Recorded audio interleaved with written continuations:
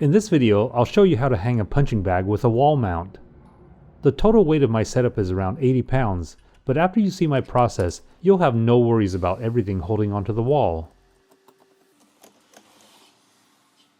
So the first thing I need to do is measure the height of the punching bag. I also need to know the length of the chain. And if you're using a spring, don't forget to include that measurement too. At this point, I can now determine the height of where I'll place my mount. Fortunately, I have a 10-foot ceiling in my garage, so I have plenty of height to work with. When I'm all done, the bottom of the bag will be about 20 inches off the ground. It's also very heavy, which is why I have to use this 2x6 to reinforce the wall. Holding it up, I'll mark the position of the studs. On this unfinished wall, the stud locations are easy to see. But I'm still going to double check with the stud finder as well. Now I'll drill a pilot hole right through the center. Here I'll insert a screw to hold this 2x6 up temporarily.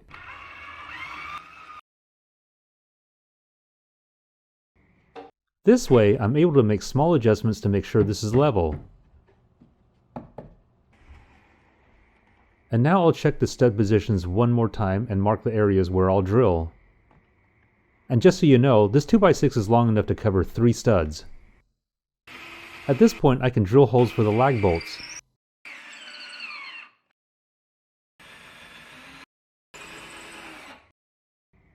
And here's what I'm using.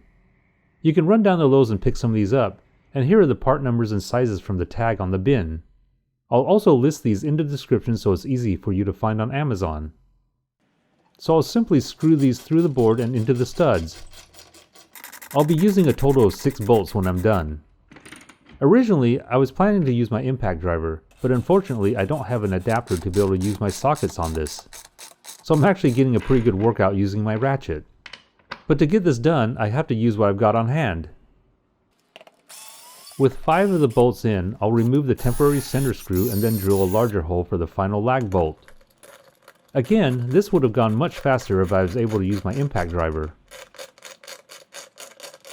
At this point I could be done, but my bag mount is larger than this board, so I'm adding a 2x4 just under it. But another 2x6 would work also. Again, I'll drill holes into the studs and get this attached.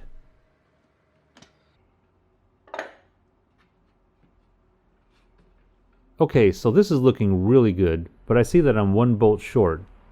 I guess I miscounted when I was buying these, so I need to pick up another one soon. Continuing on, here is the wall mount I bought. It was about $45 and it's really heavy and sturdy.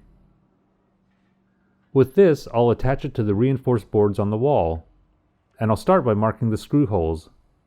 The mount comes with its own hardware, which makes this next part really convenient. Now I'll drill the pilot holes.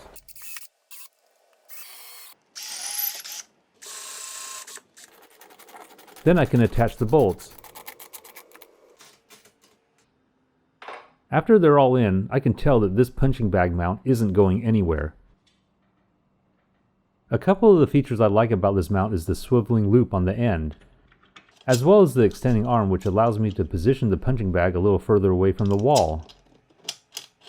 Attaching the bag should be a 2-person job, but since it's just me here, I raise it up with a couple of ladders, which allows me to easily hook it to the mount.